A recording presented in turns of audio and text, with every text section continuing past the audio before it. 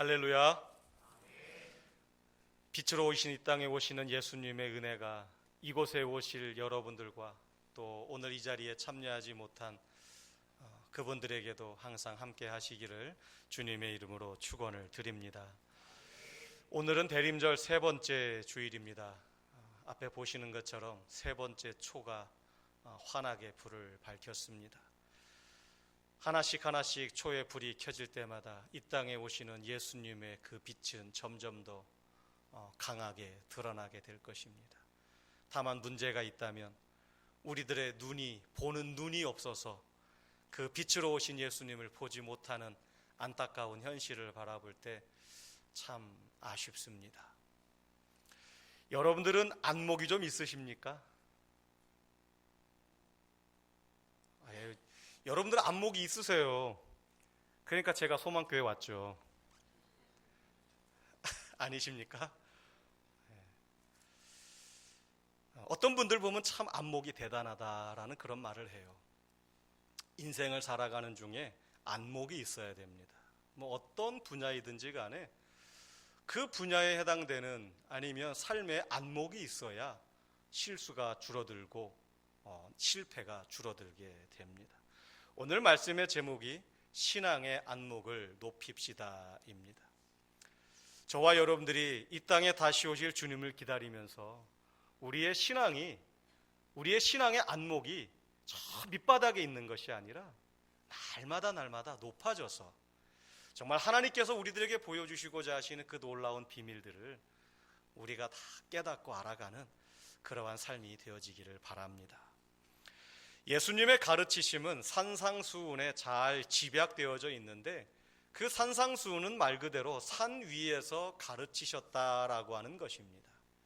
산에 올라가셔서 오늘날 이 땅 가운데 하시고자 하시는 하나님의 뜻을 예수님께서 전하셨습니다.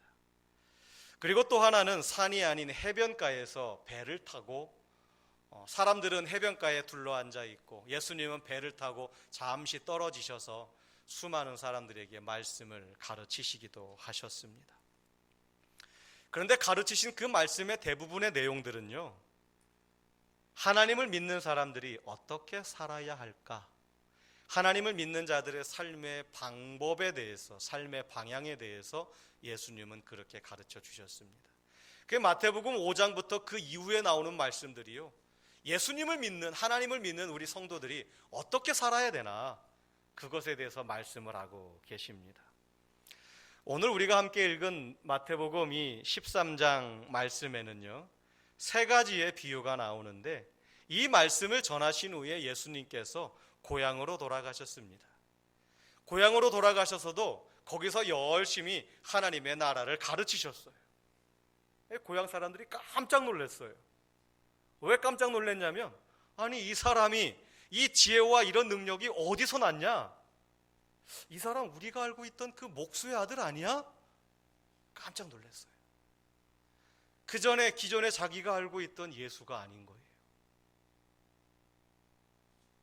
그런데 문제는요, 이 고향 사람들이 예수님의 그 지혜와 말씀하시는 것에서 놀라긴 했는데, 그래서 범상치가 않다라고는 느꼈는데 그 말씀을 잘 받아들이고 순종한 것이 아니라 예수님을 배척했어요.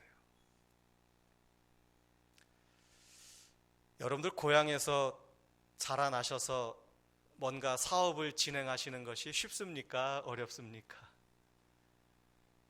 고향이다 보니까 아는 사람들이 많으면 인맥이 좀 좋으면 수월할 수도 있지요. 근데 또 한편으로는 두렵지 않습니까? 내 과거를 다 알고 있잖아요. 내 학교 다닐 때의 모습도 알고 있고 또 내가 한창 말썽 부릴 때의 모습도 알고 있고, 그러다 보니까 고향에서 뭔가를 한다라고 하는 것이 쉬운 일은 또 결코 아니더라고요. 이 고향 사람들이요, 예수님의 고향 사람들이 예수님의 그 말씀을 듣고 나서 야, 놀랍다, 뛰어나다. 그런데 문제는 그 예수님의 그 말을 듣고 예수님을 배척을 하게 됩니다. 결국은 예수님께서 그 고향에서 떠나시게 돼요. 그리고 그 고향 마을에서는 능력도 가르치심도 더 이상 하시지 않습니다. 그러면서 마태복음 13장 57절에 주님께서 뭐라고 말씀하시냐면 선지자가 자기 고향과 자기 집 외에서는 존경을 받지 않음이 없느니라. 무슨 말입니까? 이 고향에서만 이 고향 사람들이 어리석게도 안목이 없어가지고 예수님의 말씀을 귀담아 듣지 않았어요. 예수님은 가는 곳곳마다 수많은 사람들이 환호하고 환영하고 막 쫓아다니지 않았습니까? 물론 저마다 나름대로의 목적들은 있었어요. 그렇지만 그분이 자기들에게 구원을 주시는, 평안함을 주시는, 생명을 주시는 분임을 알고 그들은 그렇게 따라다녔는데 결국은 고향 사람들은 그렇게 하지 않았어요. 결국 그들은 안목이 없어가지고 율법에서 기록하고 조상 대대로부터 그렇게 내려오던 그런 메시아를 알아보지 못했던 것입니다. 여러분들은 좀 돌들을 볼 줄 아십니까? 저는 뭐 돌에 대해서도 진짜 돌은 돌이죠, 뭐 그냥. 돌은 돌이고 그냥 가다가 내 발 앞에 딱 놓여져 있으면 발로 툭 차는 그런 재미는 있죠. 그래서 어딘가로 턱 멀리 보내는 그런 재미가 있는 게 돌멩이인데 저는 돌에 대해서 별 안목이 없습니다. 여러분들에게 보여드리는 저 돌덩어리, 저게 얼마나 갈까요? 저게 일반 돌멩이가 아닙니다. 화질이 좀 선명하지 못해서 죄송합니다. 저게 우주에서 떨어진 운석이라고 하는 것인데요. 저 운석의 가치가 어마어마합니다. 흔히 말하길 우주에서 떨어진 로또다라고 이야기합니다. 저거를 주우면 비싼 값에 팔 수가 있어요.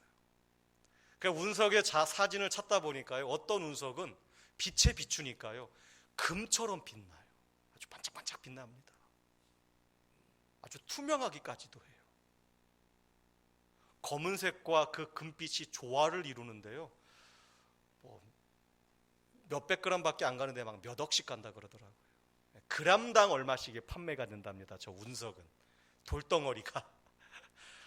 근데 저것도 보는 눈이 있는 사람들에게나 저게 보이죠.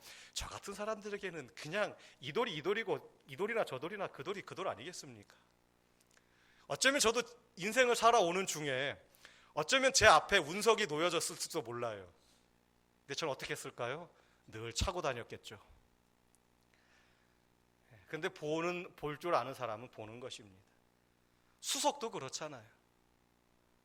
땅속에 박혀 있고 살짝 모습이 드러나는데 그 돌을 볼 줄 아시는 분들은 야, 저것을 이렇게 돌리면 어떻게 되겠다, 어떤 모양이 나오겠다, 진짜 기가 막히게 그 모양이 나와요. 어떻게 세워 놓느냐에 따라 가지고 모양이 달라지더라고요. 우리가 볼 때는 그냥 검은 돌인데 돌을 볼 줄 아시는 분들은 그것을 땅속에서 끄집어내 가지고 한번 싹 닦아주고, 그러니까요 거기서 아주 그림이, 멋진 그림이 그렇게 나오게 되더라고요. 안목이 있어야 됩니다. 사람들 또한 그렇지 않나요? 여러분들은 제 안에 숨겨져 있는 제 진면목을 보셨으니까 여러분들의 담임 목사로 저를 청빙을 했지요. 여러분들은 안목이 있으신 겁니다. 별 감동이 없으신데요. 분명히 하나님께서 저를 이곳에 보내셨고 여러분들이 그것을 아셨으니까 저를 담임 목사로 청빙한 거 아니겠습니까? 여러분들은 회사에서 직원을 뽑을 때 뭘 보고 뽑으십니까? 겉으로 보여지는 모습이 전부 다가 아니잖아요. 진짜 각 회사마다 인사과에 근무하시는 분 대단하더라고요. 사람 보는 안목이요 정말 탁월합니다. 똑같은 서류 가지고 심사하더라도요 면접을 통하여서 정말로 이 사람이 어떠한 사람인지 정확하게 찾아내더라니까요. 그런데 그것이 꼭 100% 정확하진 않지만 그래도 사람을 판단할 때 겉모습만 가지고 판단하는 것은 참 어리석다라고 하는 것을 보게 됩니다. 사람 안에 있는 그 진면목을 우리는 분명히 볼 수 있어야 되는데, 메시아로 이 땅에 오신 그 예수님을 직접 만났던 예수님 당시의 사람들은 그들은 불행하게도 그분이 자신들이 기다리던 메시아라고 하는 것을 알지 못합니다. 그 이유는 안목이 없기 때문이었습니다. 안목이라고 하는 것은 남들이 지나치는 것을 남다르게 보는 힘, 그것이 안목입니다. 요셉의 아버지 야곱은 안목이 있었어요. 그래서 요셉이 꿈 이야기를 할 때에 그것을 사사로이 여기지 않은 것입니다. 근데 요셉의 형제들은 안목이 없었어요. 그러니 그런 무지막지한 행동을 하고 말지요. 예수님 당시에 율법을 통하여 전달되어지고 조상들을 통하여 들려졌던 그 메시아를 모든 사람들이 기다렸습니다. 그런데 그 메시아가 자기들 앞에 서서 대화를 하고 있어요. 그런데 그들은 그 메시아를 배척했습니다. 예수님 당시 사람들은 자기 고향과 집에서는 선지자나 예언자 혹은 메시아가 올 수 없을 것이라고 그들은 생각을 했어요.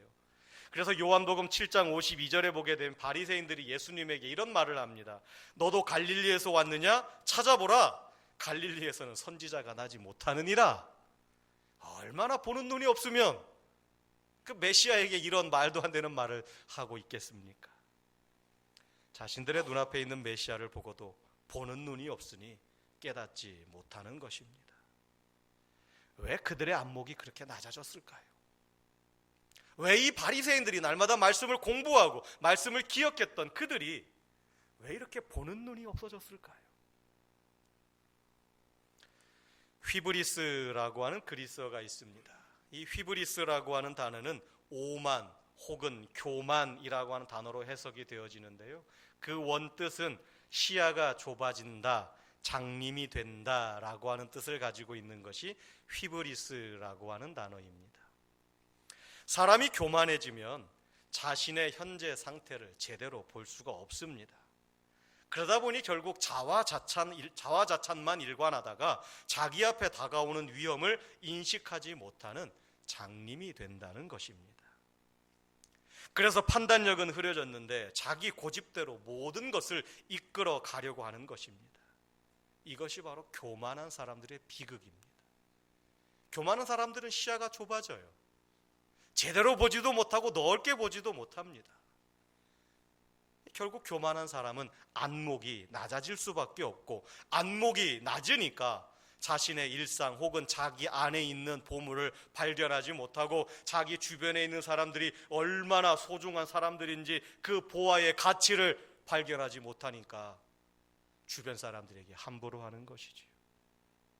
그러면서 늘 먼 데서만 보화를 찾으려고 합니다. 눈앞에 있는 보물을 보고도 알지 못하는 것입니다. 교만한 사람들은 그래요. 그래서 우리는 매사에 겸손해야 됩니다.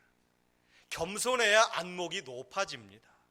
안목이 높아야 하나님께서 주신 보화를 발견하고 그 보화로 인해서 늘 기쁘게 살아갈 수 있으며 내 삶의 목적을 우리는 분명하게 세울 수 있습니다. 오늘 우리가 읽은 말씀은 세 가지 비유의 말씀입니다. 성경에 나오는 비유는 모두가 다 하나님의 나라와 관련이 있습니다. 그러므로 그 비유를 잘 이해하면 하나님의 나라가 어떠한 곳인지 우리가 명확하게 알 수 있습니다. 오늘 말씀에 보니까 세 가지 비유가 나오는데 첫 번째, 땅속에 감추어진 비유에 관한 내용입니다. 어떤 사람이 어느 밭에서 보화를 발견합니다. 예수님께서 사시던 그 팔레스틴 지역은 전쟁이 끊이지 않는 곳이었습니다. 이집트, 아시리아, 바벨론, 페르시아, 그리스가 이미 그 지역을 점령하고 다스렸었고요. 지금은 로마가 그 지역을 다스리고 있습니다. 고대 근동 지역을 다양한 나라들이 차지하면서 오랜 시간 동안 전쟁이 끊이지 않았던 지역이 그 예수님께서 사시던 그 지역이었습니다. 그리고 예수님 당시에는 로마가 다스리고 있는데 이때를 가리켜서 팍스 로마나라고 이야기합니다. 로마의 평화시대. 로마가 다스리면서 세상이 평화로운 것처럼 보였지만 사실은 그것은 로마가 다스릴 때 무력에 근거한 평화였기에 언제든 깨질 수 있는 그런 위험성을 가지고 있는 그런 평화였습니다. 그러다 보니까 언제든 전쟁이 날 수 있는 상황이에요. 또 다른 지역에서 어느 사람들이 결집된 힘을 가지고 힘을 키워가면 로마도 언제든지 무너질 수밖에 없는, 이 전쟁이 벌어질 수밖에 없는 그런 상황이라는 것입니다. 그러다 보니까 사람들은 귀한 보물을 자기 집안에 숨겨두지 않고 보통의 사람들이 상상할 수 없으며 자신만이 아는 비밀스러운 곳에 그 보물을 숨겨두곤 했습니다. 그런데 그 사람이 전쟁에 나갔다가 전쟁 중에 갑자기 전사를 하거나 아니면 포로로 끌려가서 고향에 돌아오지 못해요. 그러다 보니까 감추어졌던 그 보물의 존재도 잊혀져 버리게 되는 것입니다. 이런 일들이 비일비재했어요, 당시에. 예수님께서 이 비유의 말씀을 하신 이유가 그거예요. 당시에 너무나 일반적인 사건들입니다. 그러면 그가 숨겨놓은 보물, 그것의 주인은 누구냐? 그 보물을 발견하는 사람이 주인이 되는 거예요. 그 당시에는 종종 그런 일들이 있었고 발견하는 사람이 주인입니다. 그러므로 우연히 밭에서 발견한 보물의 주인은 밭주인이 아니라 그것을 발견한 사람의 것이 되는 거예요. 그러나 그것이 보물이 묻혀 있다고 밭주인에게 이야기하면 그 밭주인이 그 밭을 어떻게 하겠습니까? 그 사람에게 맡기겠습니까? 아니죠. 그러니까 주인에게는 이야기하지 않고 다시 묻어두었다가 그 밭을 사는 겁니다. 그 밭을 사면 그 밭을 내 마음대로 할 수 있잖아요. 그러면 그것이 내 소유가 되는 거예요. 그 안에 감추어진 보물도 내 소유가 되는 것입니다. 그 밭을 자신의 소유로 삼는 것, 그리고 나서 그 안에 담겨진 보물이든 뭐든 자기가 소유하는 것, 그것은 당시에 비윤리적인 일이 아니라 그 당시에는 흔한 일이었습니다. 자기의 모든 재산과 비교해 보아도 보물의 가치는 그것을 능가한다라고 하는 것을 압니다. 보화를 볼 줄 아는 안목이 있는 것이지요. 그래서 당연히 모든 소유를 다 팔아서 밭을 산 후에 그 보물을 소유하게 되는 것입니다. 또 어떤 사람은 진주를 감별할 줄 아는 능력이 뛰어났어요. 또 말씀을 드리지만 저는 진주도 볼 줄 몰라요. 어떤 진주가 좋은 건지 아마 우리 여성분들은 좋은 진주 고르는 법들을 아마 한두 개 정도는 아시는 것 같아요. 그래서 뭐 알이 커야 된다, 아니면 뭐 색깔은 어떠해야 된다, 뭐 표면은 어찌해야 된다. 저는 그 말을 듣고 봐도 모르겠더라고요. 뭐 주인이 얼마입니다 그러면 그런 줄 알지요. 그런데 그 진주를 잘 구별하는 분들은 주인이 아무리 말을 해도 그것이 가짜면 그것을 살 리가 없지요. 그런데 진주를 보는 안목이 있는 사람은 자기가 정말로 값비싼 진주를 발견하였을 때에 자신의 전 재산을 다 팔아서 그것보다 훨씬 더 뛰어난 가치가 있음을 알기에 그 진주를 사는 것입니다. 또 어부들이 그물을 끌어올립니다. 그러고 나서 좋은 물고기는 그릇에 담고 못된 물고기는 내버립니다. 이건 역시도 물고기를 선별할 수 있는 안목이 있어야 가능한 것이지요. 무조건 크다고 다 그것을 그릇에 담는 것은 아니더라고요. 값어치가 있는 것을 담습니다. 값어치가 없으면 그것은 담지 않더라고요. 오늘 본문에 등장하는 이 비유에 등장하는 보화나 진주나 좋은 물고기는 전부 다 하나님의 나라를 가리키고 있습니다. 하나님 나라의 가치를 아는 사람은 이 세상 그 무엇보다도 바꿀 수 없는 가치가 있음을 압니다. 그리하여서 자신의 모든 소유를 다 팔고 자신의 모든 소유보다 훨씬 더 가치가 높은 하나님의 나라를 구하는 것입니다.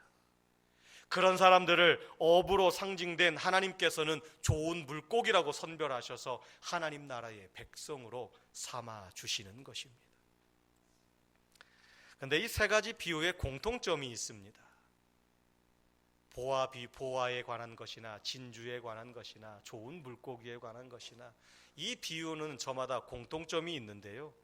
보화를 발견하고 진주를 발견하고 그물을 끌어내는 일 모두가 일상의 삶과 밀접한 관련이 있다는 것입니다. 하나님의 나라는 하늘에 저기 먼 하늘에 있는 것이 아니라 우리가 죽은 다음에 가는 곳이 하나님 나라가 아니라 지금 여기 오늘 우리에게 우리의 일상의 삶 속에 깊이 들어와 있다라는 말씀입니다. 당시의 사람들이 비일비재하게 만나는 밭을 갈다가 그 속에서 보화를 발견하는 일이 비일비재했어요. 하나님의 나라가 먼 데 있는 것이 아니라는 것입니다. 지금 내 삶에 와 있다라는 것입니다. 우리의 일상에 들어와 있는 하나님의 나라를 발견하는 사람, 그 사람이 신앙의 안목이 높은 사람입니다.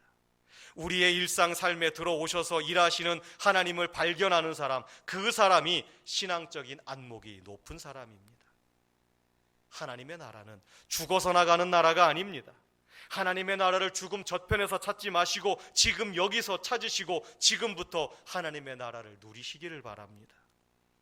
하나님께서 우리들에게 선물로 주신 지금 여기 이 순간을 허투루 살면서 저 하늘나라를 꿈꾸는 것은 얼마나 허망한 일입니까?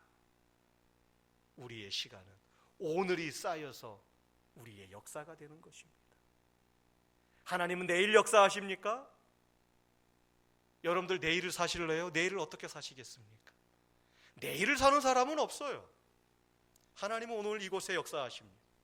오늘 이곳에 이 자리에서 오늘 나에게 생명을 주신 그 하나님께서 오늘 나에게 역사하시고 하나님의 은혜를 베풀어 주십니다. 그 오늘의 삶에 최선을 다하는 사람들, 오늘을 살면서 하나님의 뜻대로 살아가는 사람들, 그들에게 영원한 천국이 연결되어지는 것입니다. 여러분의 삶에서 오늘을 하나님 나라에 살듯이 살면 그 삶이 영원한 천국으로 이어지는 것입니다. 여러분의 일상에서 보물을 발견하십시오. 여러분의 일상에서 진주를 발견하시고 여러분의 일상에서 좋은 물고기를 선별할 수 있는 능력을 키우시기를 바랍니다. 우리 소망교회 성도들, 오늘 함께 예배드리는 모든 분들이 저마다의 보화를 가지고 있습니다. 무슨 말씀이냐면요, 하나님께서 우리를 창조하실 때 하나님의 형상을 우리 안에 심어 주셨습니다. 우리를 또한 하나님의 자녀요 친구로 삼아 주셨고 저마다에게 은사를 선물로 주셨습니다. 여러분들 옆에 계신 분들 한번 보십시오. 여러분들은 그분들 안에 숨겨져 있는 보화가 보이십니까? 안목이 높으신 것입니다. 우리는 그 안목을 높여가야 돼요.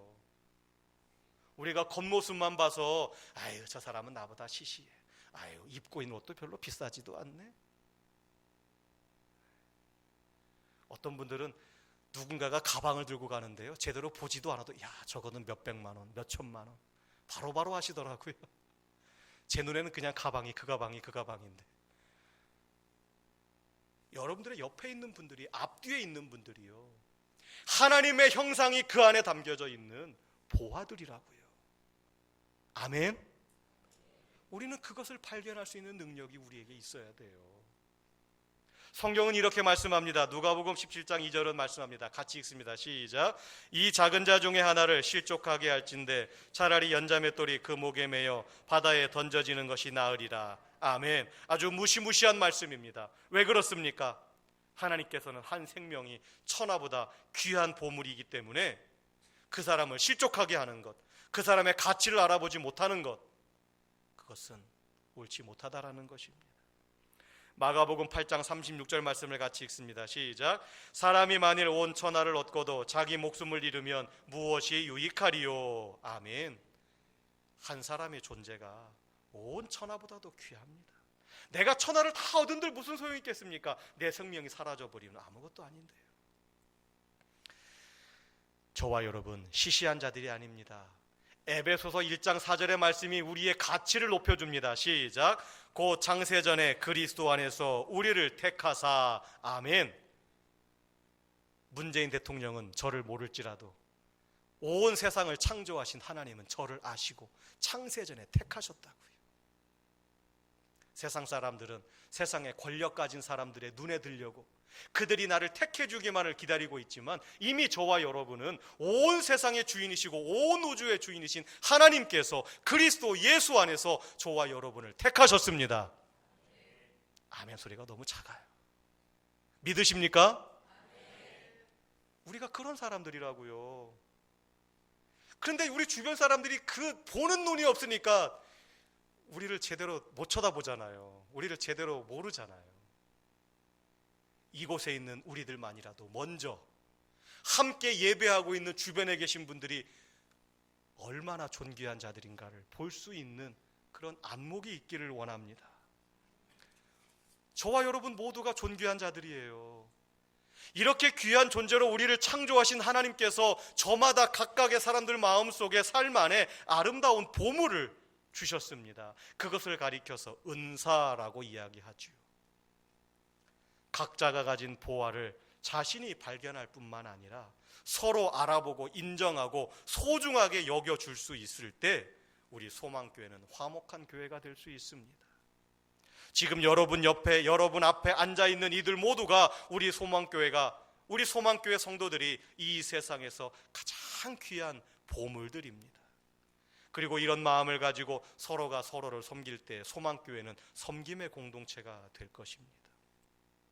가끔가다 아쉬울 때가 있어요. 속상할 때가 있어요. 누군가가 열심을 가지고 교회를 하려고 하면 샘을 내요. 샘을 내는 것뿐만 아니라 거기서 끌어내리려고 그래요. 그러면 내가 하느냐? 또 그것도 안 해요. 누가 하는 거 싫고 내가 하기도 싫고 어떻게 하겠다는 걸까요? 하나님은 나에게도 은사를 주셨지만 내 옆 사람에게도 은사를 주셨어요. 그래서 우리는 옆 사람이 가지고 있는 그 은사를 우리가 발견하여서 서로를 높여주고 섬겨주고 세워줘야 돼요. 내가 잘하는 것이 있지만 옆 사람만이 잘하는 것도 있어요. 그런데 우리가 겸손해지지 않고 교만해지면 내가 다 하려고 하다 보니까 누군가가 뭔가를 하려고 할 때에 그것이 좋게 보이는 것이 아니죠.